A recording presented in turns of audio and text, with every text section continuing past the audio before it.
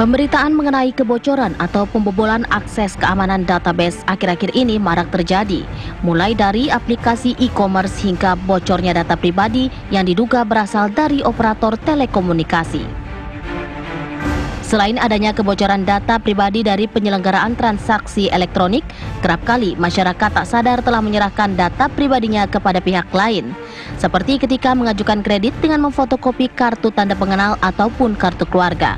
Tentunya pihak-pihak yang tidak bertanggung jawab dapat dengan mudah memanfaatkan hal ini.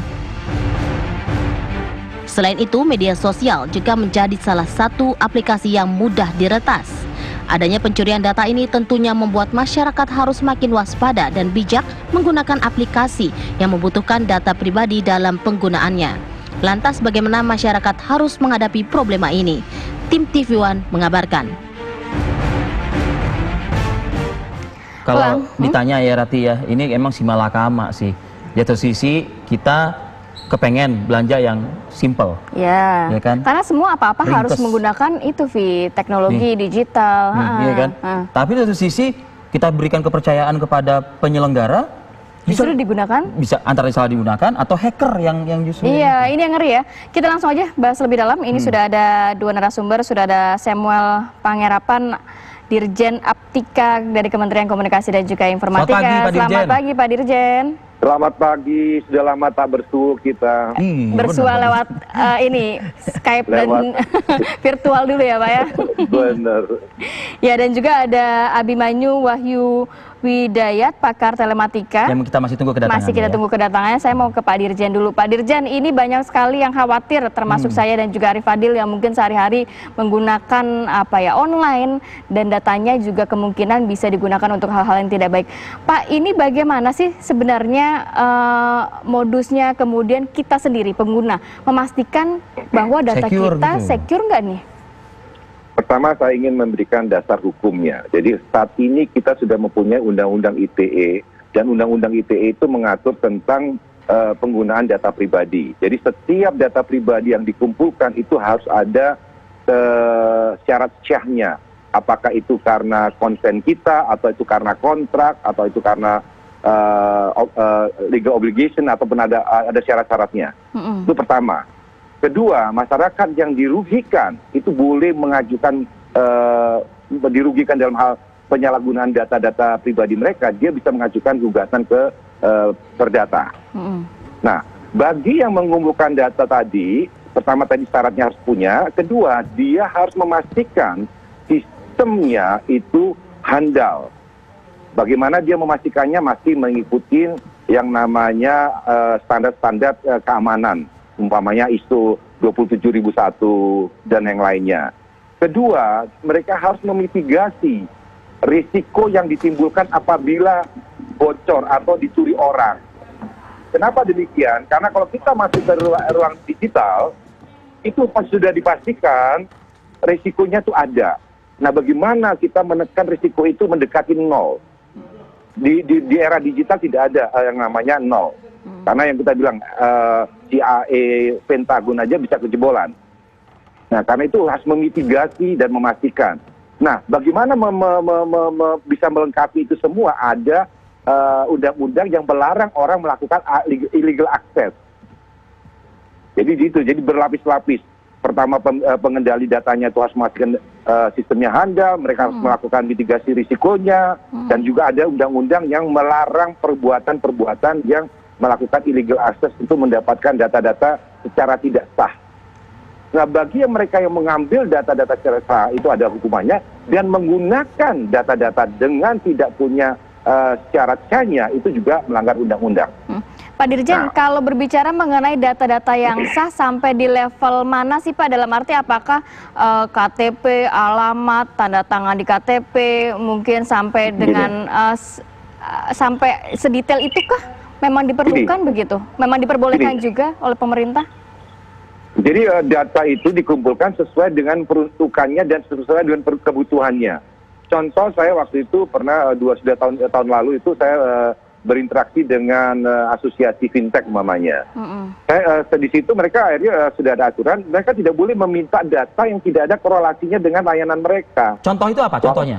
Contohnya umpamanya waktu itu kan ingat nggak semua data kontak kita disedot. Iya. Nah, itu kan mereka kan fintech. Fintech itu kan tidak ada urusannya dengan kontak kita, kecuali dia aplikasi chatting. Memang dia perlu kontak kita. Nah, ini mamanya salah satunya. Terus apakah dia boleh mengakses pada galeri kita? Handphone. Galeri. Apa urusannya? Memang kita mau upload untuk postingan kita di sosial media. Nah, yang boleh mereka minta akses adalah kamera umpamanya. Kamera itu pada saat digunakan untuk apa? Untuk memverifikasi. Jadi itu permintaan data pun harus spesifik dan tujuannya juga spesifik. Tidak boleh lebih dari apa yang dia ini kan. Kalau mereka menggunakan lebih daripada itu, mereka melanggar ketentuan perundang-undangan. Kan, untuk peruntukannya harus juga jelas juga. Sangat jelas. Gitu ya. Iya. Okay. Nah, itu tadi dari sisi pelaku penyedia layanan dan siapapun yang ingin punya niatan jahat untuk mengambil. Nah, bagaimana masyarakat? Masyarakat pertama harus menyadari bahwa ini adalah hak konstitusi terhadap data-data pribadinya. Makanya itu ini adalah mereka adalah data subjek atau ini masih ada perdebatan apa dia sebagai data owner atau data subjek. Ini nanti juga akan kita bahas di DPR. Okay. Nah, tapi sebagai pemilik data dia harus punya kesadaran ini data-data ini penting buat saya. Jadi untuk itu saya tidak sembarangan juga memberikan. Karena apa? Bisa disalahgunakan. Tadi kan ngomong tentang transaksi elektronik e-commerce lah. Yeah. Pada saat kita bertransaksi di yang katakanlah yang namanya marketplace, sekali transaksi data kita itu dikendalikan oleh 4 institusi. Satu transaksi. Pastinya marketplace-nya, kedua merchant-nya, ketiga adalah pengirim barangnya atau logistiknya, keempat adalah yang memiliki transaksi payment sistemnya. Nah, keempat institusi ini yang memiliki data pribadi kita hanya boleh yang marketplace hanya boleh untuk mencatat transaksinya, memastikan transaksi itu aman. Si merchant-nya juga itu untuk transaksi dan untuk pengiriman barang, untuk yang namanya logistiknya. Payment-nya juga itu, dia nggak boleh keluar dari situ. Baik. Katakan yang namanya payment untuk hal yang lain, nggak boleh, karena harus spesifik. Oke, baik. Pak Dirjen, ditahan dulu Pak Dirjen. Di sini ada Abah Abimanyu juga nih, Abah. Abah, apa kabar Abah? Baik, alhamdulillah Pak Sen. Oke, Pak Abah, ini bagaimana cara menjawab kekhawatiran masyarakat agar datanya tidak disalahgunakan? Untuk itu jangan tanya ke masyarakat, tapi tanya kepada provider, kepada pengelola, gitu ya. Kita bicaranya sekarang yang namanya masyarakat yang memberikan data itu kan ada suatu kepercayaan, ya, bahwa ini ada suatu kebutuhan dari masyarakat agar keperluannya terpenuhi, kemudian apa yang diminta itu diberikan. Ya. Apakah masyarakat mempunyai kewenangan untuk menahan? Kenapa saya minta ini? Kenapa terlalu banyak? Enggak kan? Semua yang diminta ya diberikan, karena kalau tidak dipenuhi satu saja berarti gagal, dia tidak bisa registrasi. Karena dia butuh juga. Iya, gitu lah. Jadi akhirnya dia memberikan. Nah, memberikan di situ kan sebetulnya ada suatu jaminan, ya, bahwa itu tidak disalahgunakan.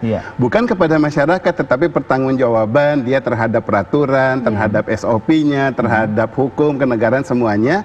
Si institusi tersebut harus punya pertanggungjawaban. Yang gitu terjadi akhir-akhir ini, perusahaannya yang menyalahgunakan, hacker yang memainkan, atau apa? Kalau kita bilang hacker, ada bisa dari situ berarti kita menunjukkan kepada hacker dong. Padahal bisa jadi aja SOP perusahaan yang tidak benar. Sebagai contoh sekarang. Ada, Abah? Banyak. Hah? Banyak. Contohnya SOP gimana, Bang? perusahaan? Loh, kita kalau ngomong SOP perusahaan sekarang yang lagi berkasus, yang kena DS itu gitu kan. Providernya si T gitu kan. T itu kan di bawah apa? Langsung nggak usah ngomong, langsung dia Telkomsel gitu ya. Payungnya Telkom. Saya ini konsultan ERP, saya tahu Telkom ada kemudian yang juga konsultan dia untuk mengerjakan ERP di mana-mana. Prosedur dia aja bakunya itu nggak pernah benar. Kalau saya bilang dalam arti benar-benar harus proper ya, gitu loh.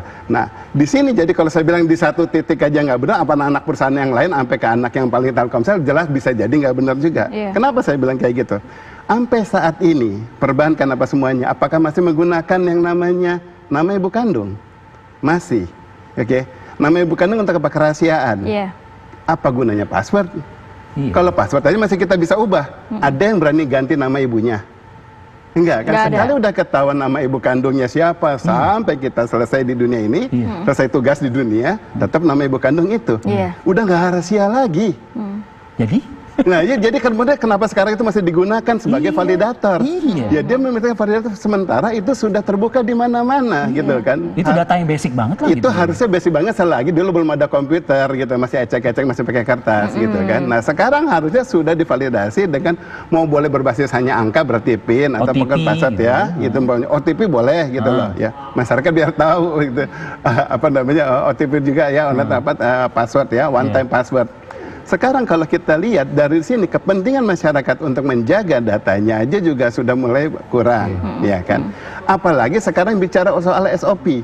Bagaimana seseorang bisa mengakses data masyarakat sementara masyarakat itu lagi tidak ada di sana misalnya. Kalau kita datang ke outlet provider segala, kita masuk langsung, kita datang dan kemudian ditanya nomornya apa segala dan dia bukakan kan aksesnya kan. Adakah validator di sistem bahwa apakah benar si pelanggannya sedang ada di depan di sistem memang lagi bermasalah? Enggak. Kalau nggak ada berarti data itu bisa dibuka siapapun kapanpun. Harusnya pada saat registrasi dia ada divalidasi dulu, saya nomor HP saya sekian gini, mau komplain soal apa. Oke, masukkan kode Anda atau apa untuk memastikan gitu kan. Hal itu untuk memastikan bahwa di outlet tersebut si pelanggan yang bersangkutan memang hadir. Jadi saat datanya dibuka itu berdasarkan akses transaksi dua pihak yang berkepentingan. Oke, nah sekarang kalau ada orang di dalam dia bisa membuka data, kemudian lapor ke polisinya, apa kejadiannya? Dibilang akses tanpa hak. Kan dibilang diadunya gitu kan kepada polisi ya, ini akses tanpa hak. Gimana cara yang namanya digital kalau udah ada akses itu punya hak? Nggak ada istilah akses tanpa hak itu. Suatu akses itu punya hak gitu loh. Kenapa akses punya hak? Ada yang namanya akses kontrol. Ya gitu loh. Kalau akses kontrol di situ itu udah ditentukan haknya si peruangan ini apa aja, haknya si ini apa saja.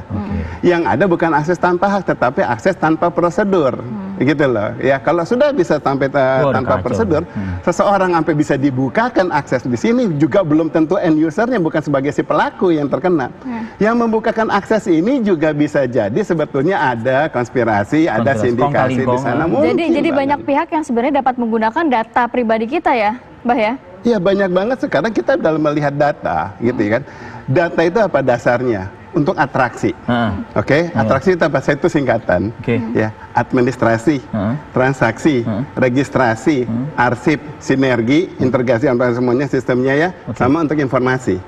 Satu data bisa untuk dipakai semua di sini untuk kepentingan, betul kan ya? Benar. Gitu loh. Nah, sekarang kalau sudah itu yang sudah dipakai berarti data kita mau dibilang kesebar kemana-mana, termasuk yang sinergi. Dioperin ke transmisi ke orang. Nah, saat kita dari sistem ke sistem yang kita lewati saja data kita ini bisa nyangkut. Jadi udah bisa kemana-mana. Nah, sekarang siapa yang bisa melindungi data yang dari sini? Itu yang mau kita tanyakan juga, Abah, tapi tahan dulu ya. Agni akan kembali saat lagi.